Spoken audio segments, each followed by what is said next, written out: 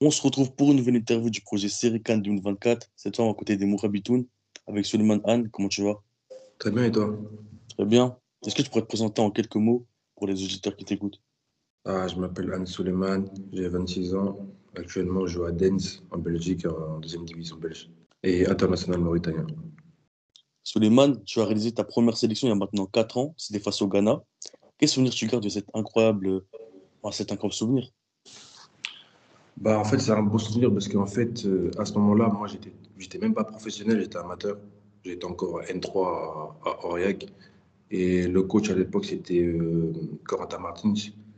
Il m'a donné cette chance d'être sélectionné pour le match contre le Ghana. Et le match officiel contre le Burkina Faso, il me semble. Et du coup, j'ai répondu à l'appel, j'y étais, hein. Mais en tout cas, c'était un sentiment incroyable parce que pour moi, c'était comme un rêve, tu vois. Parce que j'étais encore amateur, j'étais pas encore pro. Et aller jouer pour son pays, c'est incroyable. Et vu que tu étais en N3 à ce moment-là, est-ce que tu as senti vraiment de grosses différences quand tu es arrivé en Ouais, sélection? ouais, rien à voir, rien à voir. Le monde amateur et le monde professionnel, c'est rien à voir. En plus, je jouais contre le Ghana. À l'époque, il y avait encore les Boateng, il y avait Partey, tout ça. Et qu'on a joué contre le Burkina Faso, il y avait Adama Traoré et tout. Tu vois, moi, j'étais encore amateur, tu vois. Donc, moi, je connaissais rien du monde professionnel. C'est-à-dire que la différence a été incroyable, elle était énorme. Et surtout là, tu disputes ta première CAN, la première de Ouais. l'histoire de la Mauritanie. Mm. Qu'est-ce qu'un joueur, surtout que toi, tu étais dans le monde amateur, comme tu as dit, qu'est-ce qu'un joueur ressent quand joue sa première CAN et surtout la première de son pays d'histoire? Il y a une fierté et franchement, on y va pour le plaisir, tu vois, avant tout, parce qu'on sait que on est l'équipe attendue, entre guillemets, parce qu'on est les petits poussets, tu vois, à ce moment-là. On va avec de la crainte parce qu'on ne connaît pas ce monde, on va dire. Et on voit avec de la crainte, mais il y a aussi du plaisir, et de la joie. On pense à rien d'autre qu'à jouer au foot, tu vois. Mais franchement, c'était un sentiment incroyable. Je pourrais pas te l'expliquer comme ça, parce qu'il y avait toutes sortes de sentiments. Mais sinon, c'était incroyable. Franchement, c'était magique. Vous faites deux matchs nuls, dont un face à la Tunisie, une défaite Mm. face au Mali. Est-ce Mm. qu'il y a quand même un petit regret ou vraiment c'était que du bonus pour la première? Forcément, parce que on est footballeur et on aime la compétition. Ouais, il y a du regret parce qu'on se dit putain, on aurait pu faire quelque chose, tu vois. On aurait pu faire quelque chose d'incroyable et tout. Mais se lancer dans une première CAN, faire deux matchs nuls et une défaite, c'est quand même quelque chose d'incroyable, même si on a pris que 2 points, tu vois. On a été éliminé. Mais on a su se montrer, faire match nul contre la Tunisie, faire match nul contre l'Angola, tu vois. Eux, qui sont des nations qui sont plutôt habituées à disputer la CAN tous les 2 ans. Du coup, on s'est dit, bon, en tout cas, c'est une première étape qui est passée, on verra pour la seconde. Tu passes une période compliquée dans ta carrière, puisque tu n'es plus convoqué en section pendant 3 ans. Comment tu l'as vécu? Parce que voilà, comme tu as dit, tu étais dans le monde amateur, tu as été convoqué. Pendant 3 ans de suite, tu n'as pas été convoqué. Comment tu l'as vécu? Bah, en vrai de vrai, la sélection, ça me manquait, mais à partir de ce moment-là, je me suis dit, bon, va falloir que je me concentre sur moi-même, va falloir que je sache où je veux aller, parce que c'était la période où j'étais en T1 portugaise, où j'ai pas été appelé une seule fois. Et en gros, je me suis dit, bon, bah, par rapport à ça, va falloir travailler pour revenir. Mais en tout cas, j'ai suivi l'équipe de loin. Mais sur moi-même, en fait, je me suis concentré sur moi-même. Et en gros, je pensais à travailler encore plus pour revenir en sélection parce que c'était pas le moment, c'était pas vraiment le moment pour moi de revenir parce que j'étais pas encore épanoui dans ma carrière professionnelle. Ce match face au Gabon à domicile, en septembre, la dernière action du Gabon, là, sur le terrain, en plus, c'était rentré. Ouais, Comment tu l'as vécu? Parce que si là, il marquait le Gabon, j'étais éliminé. ouais, on est éliminé. Ouais, j'ai eu chaud. Ah, j'ai eu chaud. Franchement, en plus, le match, on le maîtrise et tout. Il y a tout pour nous. Ils prennent le carton rouge bientôt dans le match et tout. On se dit, bon, ce match, il faut qu'on le maîtrise. On met le 2-0. Quand on met le 2-0 en plus chez nous, à la maison, c'est compliqué de gagner là-bas, tu vois. Avec l'ambiance qui est petit stade, petit synthétique et tout, tu vois. On s'est dit, bon, là, va falloir les tuer. Et je vois qu'ils mettent le 2-1. Sur un centre, le ballon, il dévie avec le synthétique, je comprends pas et tout. Je dis, ah ouais, là, ça devient bizarre. Et je vois qu'ils ont une dernière action à la fin. Ah ouais, on a eu chaud, hein.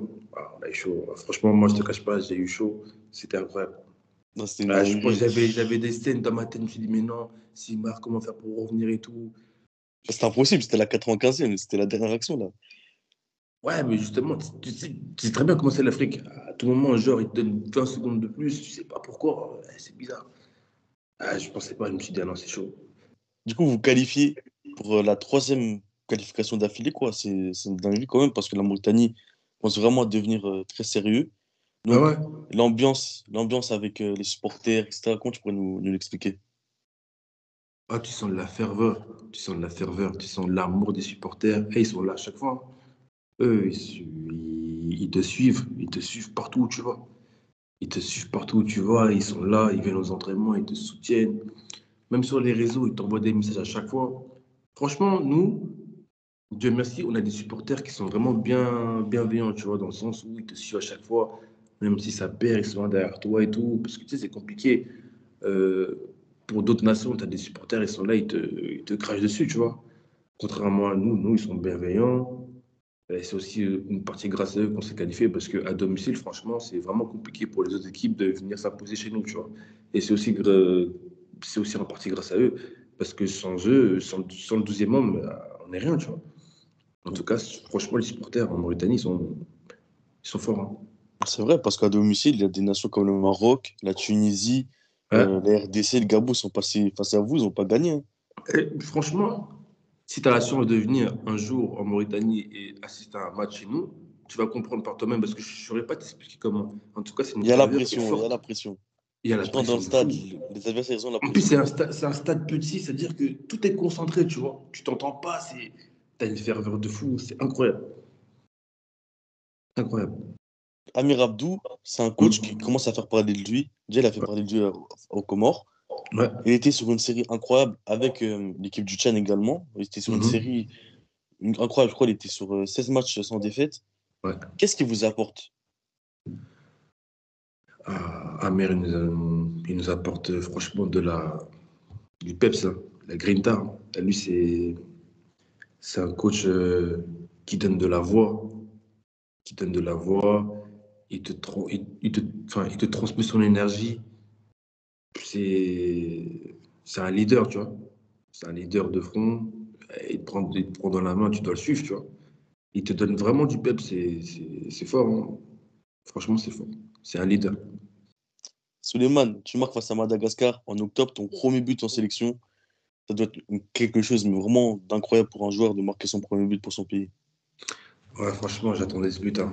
Je te cache pas, depuis 2019, depuis ma première sélection, j'attendais à ce que je marque mon premier but. Mais il est arrivé tardivement, mais heureusement, il arrive à ce moment-là parce que je me devais de rendre la confiance du coach parce il m'avait fait titulariser contre le Madagascar. Et en plus, je marque un beau but, donc franchement, ça m'a fait du bien, hein. Et j'étais sur une bonne dynamique avec mon club aussi à ce moment-là.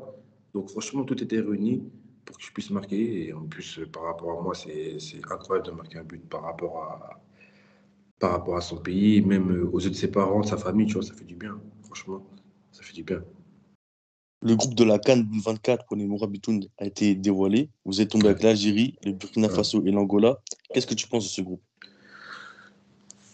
Pour moi, on n'a pas le groupe de la mort.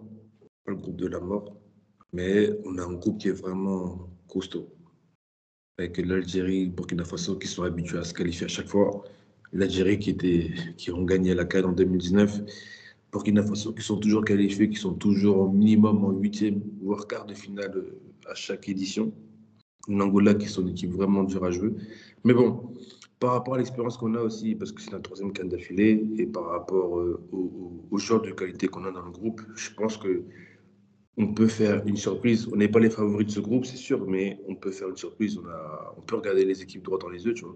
Franchement, tout en restant humble, hein. On peut regarder les équipes droit dans les yeux. On sait qu'il y a des équipes qui sont supérieures à nous, mais la CAN, c'est la CAN, tu vois. Il n'y a pas de favori. On va y aller, nos armes, et on va se battre pour se qualifier, hein. Quel est l'objectif de la Mauritanie pour cette CAN? Pas faire comme les 2 années de suite, aller le plus loin possible. Au moins passer le premier tour, tu vois. Au moins se qualifier, passer le premier tour. Après, c'est que du bonus. Un huitième Mais historique. ouais, c'est historique. Après, si on se qualifie pour les huitièmes, là, c'est historique. On s'est jamais qualifié pour les là, on s'est qualifié 3 fois d'affilée. Mais si on arrive à se qualifier pour les huitièmes de finale, c'est incroyable. Après, c'est que du bonus. C'est que du bonus. Mais Qu'est-ce que tu rêves? tu sais, à la CAN, comme tu as vu le Comore, est-ce que tu t'attendais à ce qu'il fasse ça? Non. Et franchement, à chaque édition de la CAN, tu as toujours une équipe qui crée la surprise. On espère que ce soit nous, hein. Toi, c'est quoi ton rêve? Ton rêve ultime? Ah, mon rêve ultime, c'est très bien, c'est de gagner une CAN, une Coupe du Monde, ce que tu veux. Ce genre de choses. Ce Tu genre de vois? choses. Ouais. Ah, faut aller loin, hein. Faut aller loin. Mais déjà là, ouais, déjà si on peut aller très loin dans une CAN, je ne vais pas dire gagner une CAN parce que c'est chaud, tu vois. Mais aller en huitième, ce serait incroyable déjà. Ce serait franchement limite un rêve. Ce serait incroyable. En étant plus jeune, est-ce que tu avais un modèle africain, un joueur vraiment, tu t'es dit, lui, c'est vraiment quelqu'un. Ouais. Il y en avait deux même. Drogba et tout. Les deux. Ouais.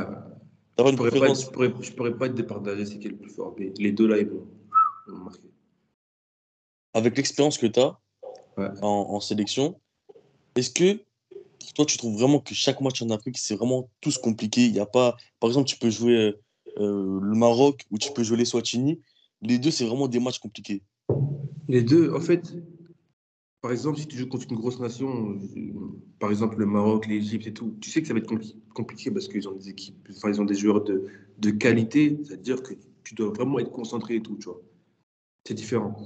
Mais après, tu peux jouer contre une petite équipe, ça va être autant dur contre les grosses nations parce qu'en en fait, eux, par rapport à leur qualité technique, ils vont compenser avec le physique, avec les courses, avec tout ça. C'est-à-dire qu'en fait, tu peux être plus fort qu'eux, mais à cause du physique, à cause des courses et tout, ils vont te rentrer dedans, ils vont te rendre le match difficile, tu vois. En fait, tous les matchs en Afrique, ils sont difficiles, à un degré différent, tu vois. Mais en Afrique, les matchs, c'est pas comme en Europe, c'est trop compliqué. En plus, c'est genre quand tu joues contre une équipe à la maison là-bas, ça veut dire que tu as tout le pays qui est avec. Tu vois, tu as tout le pays qui est avec.